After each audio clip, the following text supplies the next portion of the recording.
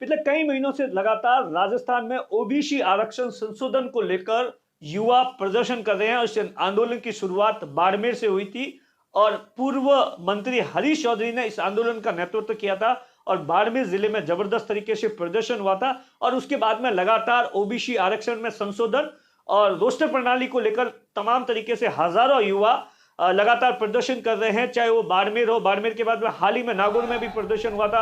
हरीश चौधरी अपने समर्थकों के साथ में गए थे, वहां पर कलेक्टर को ज्ञापन दिया था।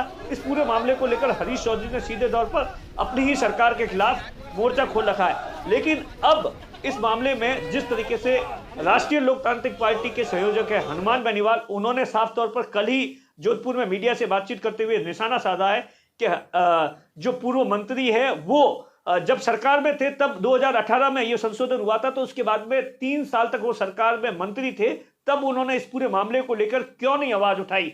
अब वो अपने जिस तरीके से चुनाव नजदीक है, इसीलिए ये पूरा का पूरा मामला और आरक्षण की बात कर रहे हैं। ये इस बात को लेकर भी हनुमान बेनीवाल ने सवाल खड़े किए हैं। सबसे पहले मैं आपको हनुमान बेनीवाल का इंटरव्यू सुनाता हूं कि क्या कुछ हरीश चौधरी पर उन्होंने आरोप लगाए हैं।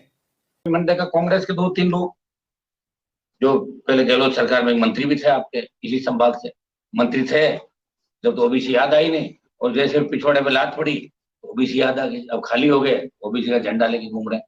वो जब समय रहते ही बात क्यों नहीं करते? अगर 18 का मामला था और कांग्रेस के नेताओं का मामला उठाना था, 18 के अंदर उठाते, 19 में उठाते, 20 में उठाते, 21 में उठाते। एकदम 22 फ्री हो गए तो काम नहीं है भाई, सब जगह चल गए, क्या कराए, लास्ट में ये जाति का झंडा लेके चलो, उसमें उनको सफलता नहीं मिलेगी। राजस्थान का नौजवान सारी बात जानता है। और आज इस मामले को लेकर हमने पहली बार केंद्रीय कृषि राज्य मंत्री कैलाश चौधरी से भी बात की। हमने पूछा कि ये आंदोलन जो चल रहा है ओबीसी आरक्षण संशोधन को लेकर, तो हमने कहा कि वसुंधरा सरकार में ये संशोधन हो गया था और तमाम तरीके के जो आरोप लगाए उस वक्त कैलाश जी भी बायतू से विधायक थे।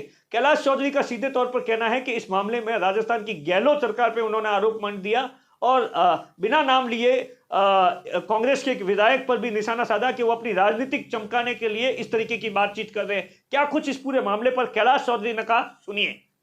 ये कहना है कि ओबीसी के अंदर जो युवाओं के साथ अन्याय हो रहा है उनको न्याय मिलना चाहिए और राज्य सरकार को और अशोक जी गहलोत को तुरंत प्रभाव से इसका निर्णय करना चाहिए, क्योंकि इसके अंदर जिस तरह से उन युवाओं को रोज़गार मिलना चाहिए तो उनको नहीं मिल रहा है, तो उनको न्याय मिले।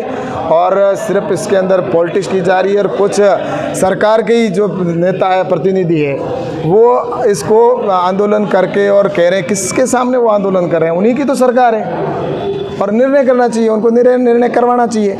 अगर भारतीय जनता पार्टी की सरकार हो तो आप आंदोलन कीजिए, कांग्रेस की सरकार है और तुम कांग्रेस के लोग हो, किस लिए आंदोलन है? आपसे मैं तो उनसे यही कहना चाहता हूँ कि आप उनके साथ न्याय करें और अशोक जी गहलोत के जाकर उनको, और अशोक जी गहलोत है, उन हमारे युवाओं को रोज़गार मिलना चाहिए, उनके साथ जो अन्याय हो रहा है उनको न्याय दिलाएं। ये पॉलिटिक्स की जो बातें हैं कि ये जहाँ कई विधायक और इसके अंदर माइलेज लेना चाहते हैं, तो ये माइलेज जनता सब समझती है, क्योंकि सरकार उन्हीं की है, काम उन्हीं को करना है और नहीं करेंगे तो आने वाले वक्त के अंदर ये सभी युवा है उनके सामने। ओबीसी आरक्षण संशोधन को लेकर हरीश चौधरी लगातार अब 30 तारीख को, ऐसा बताया जाता है इसी महीने की 30 तारीख को जयपुर के अंदर बहुत बड़ा आंदोलन करने वाले हैं। हरीश चौधरी ने साफ तौर पर 2 टूक शब्दों में कुछ दिन पहले ही हमने बातचीत की थी तो कहा था कि ये आरक्षण जिस तरीके से यहाँ के जो राजस्थान के जो ओबीसी के युवा है उनके साथ में ये धोखा है, जो कि धोखा सरकार कर रही है, कार्मिक विभाग कर रहा है। जब तक इस पूरे मामले में न्याय नहीं मिलेगा तब तक मैं इस पूरे आंदोलन को लेकर लगातार इसी तरीके से सरकार के खिलाफ आवाज उठाता रहूंगा। क्या कुछ हरीश चौधरी ने कहा था, सुनिए।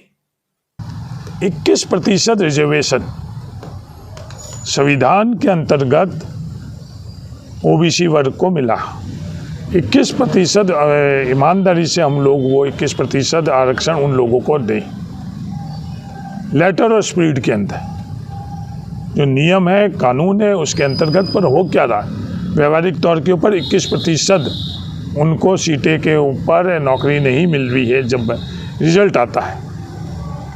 नंबर 2, मेरिट के अंदर नौजवान लेकर आता है और उसको 5000 की भर्ती के अंदर भी उसको नौकरी नहीं मिल रही। इस प्रकार की जो प्रक्रिया है उसको रोका जाए और बिल्कुल पारदर्शी मेरिट के आधार के ऊपर ये होनी चाहिए।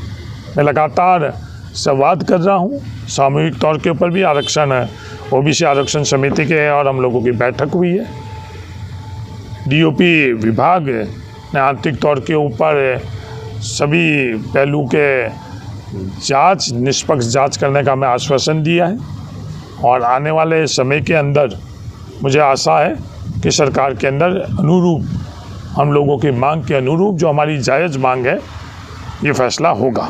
और जब तक ये फैसला नहीं होगा, जो इस वर्ग से जुड़े हुए आरक्षण समिति संघर्ष कर रही है, उनके एक एक कदम के साथ मैं कदम ताल मिलाकर उनके संघर्ष में साथ दूंगा। मैं ही नहीं, प्रत्येक जो संविधान को मानने वाला व्यक्ति है, वो प्रत्येक व्यक्ति उनके साथ आज खड़ा है। कुल मिलाकर 2023 विधानसभा चुनाव से पहले ओबीसी आरक्षण संशोधन का मुद्दा आने वाले दिनों में, चुनाव जैसे जैसे नजदीक आएंगे, इसी तरीके से राजनीतिक नेताओं की बयानबाजी बढ़ जाएगी और ये मुद्दा आने वाले चुनाव में बहुत बड़ा मुद्दा हो सकता है।